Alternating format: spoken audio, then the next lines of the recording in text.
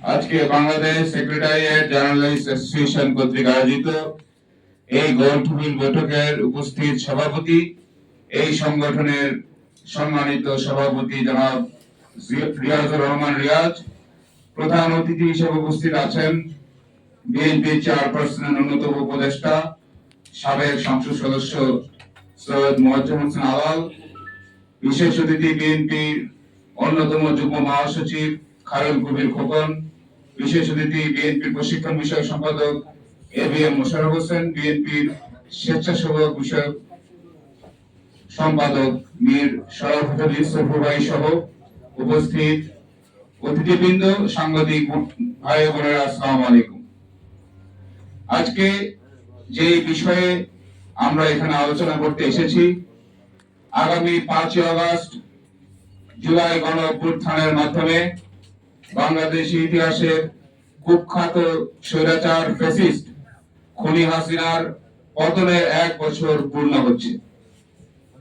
গত 15 বছর খুনি হাসিনার প্রেতাত্মারা আমাদের বিএনপি সহ যারা বিরোধী দল ছিল তাদের বিরুদ্ধে নির্যাতন নিপীড়ন করেছে, হত্যা, মামলা, হামলা, গুম, আয়না ঘরের মতো নিকৃষ্টতম মানবাধিকার লঙ্ঘন করেছে। যারা আজকে দাবি করে 1-2 মাসের মধ্যেই একটি গণ অভ্যুত্থান, গণ আন্দোলনেই খুনি হাসিনার পতন হয়েছে, তাদের বক্তব্য সঠিক নয়। দেশ নেত্রী বেগম খালেদা জিয়ার নেতৃত্বে 2009 থেকে 2018 পর্যন্ত এদেশের মানুষ সেই ফ্যাসিজমের বিরুদ্ধে আন্দোলন করেছে। 2018-এর 8 ফেব্রুয়ারি দেশ নেত্রী বেগম খালেদা জিয়াকে একটি মিথ্যা ও ফরমায়েশি রায় দিয়ে তাকে যখন আটক করা হয়, তখন লন্ডন থেকে এদেশের মানুষের, কৃষক, শ্রমিক, মেহনতি মানুষ, ছাত্র জনতার হৃদয়ের স্পন্দন, বিএনপির ভারপ্রাপ্ত চেয়ারম্যান জনাব তারেক রহমানের নেতৃত্বে সেই ফ্যাসিস্ট খুনি হাসিনার সকল নির্যাতন নিপীড়নের বিরুদ্ধে মানুষ আন্দোলন করেছে। যখন মানুষের পিঠ দেওয়ালে ঠেকে গেছে, তখনই কিন্তু সকলে মিলে, সকল দল মত নির্বিশেষে এই গণ আন্দোলন হয়েছে। আমরা দেখেছি কিছু ছাত্র সেই কুখ্যাত ভাতের হোটেলের মালিক টিভি হারুনের সাথে দুপুরবেলা খাওয়া দাওয়া করে বলে দিল, সেই আন্দোলন শেষ, আপনারা হলে ফিরে যান। তখন আপনার আমার নেতা জনাব তারেক রহমান ঘোষণা করলেন, না, কেউ ঘরে ফিরে যাবেন না। তিনি ঘোষণা করলেন, দফা 1 দাবি 1, খুনি হাসিনার পদত্যাগ। জনাব তারেক রহমানের নেতৃত্বে এদেশে গণ অভ্যুত্থান হয়েছে।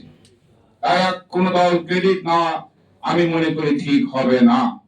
এই গণ অভ্যুত্থানের পরে মানুষের আশা ছিল একটি অবাধ, সুষ্ঠু, নিরপেক্ষ নির্বাচন হবে, যে নির্বাচনের মাধ্যমে 15 বছর যে খুনি হাসিনা দ্বারা চুরিকৃত ভোটের অধিকার দেশের মানুষ ফিরে পাবে।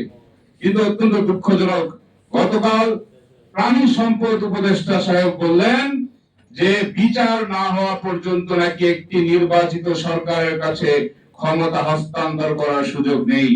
বিচার সংস্কার এটি চলমান প্রক্রিয়া, তার সাথে জাতীয় সংসদ নির্বাচনের কি সম্পর্ক রয়েছে? আজকে শেখ হাসিনার বিরুদ্ধে আন্তর্জাতিক অপরাধ ট্রাইব্যুনালে সাক্ষী শুরু হয়েছে। আমরা দাবি করি দ্রুত তার সাথে বিচার সম্পূর্ণ করতে হবে, কিন্তু বিচার এবং সংস্কারের নামে যারা আজকে নির্বাচন পেছানোর চক্রান্ত করছেন, তারাই আসলে আগামীতে গণতন্ত্র প্রতিষ্ঠা করতে চান না।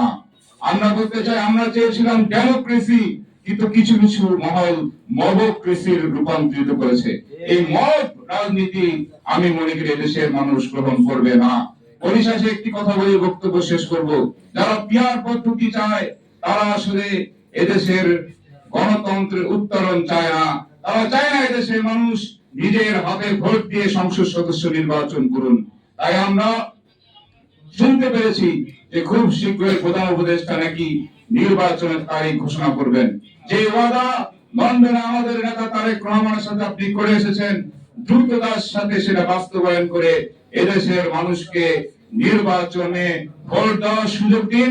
এবং ইতিমধ্যে জরিপে প্রমাণ হয়েছে, প্রকাশ হয়েছে, যদি অবাধ, সুষ্ঠু, নিরপেক্ষ নির্বাচন হয়, তাহলে বাংলাদেশ জাতীয়তাবাদী দল 2/3 আসন নিয়ে ক্ষমতায় আসবে, এদেশের মানুষ জনাব তারেক রহমানকে প্রধানমন্ত্রী হিসাবে নির্বাচন করার জন্য অধীর আগ্রহে বসে আছে।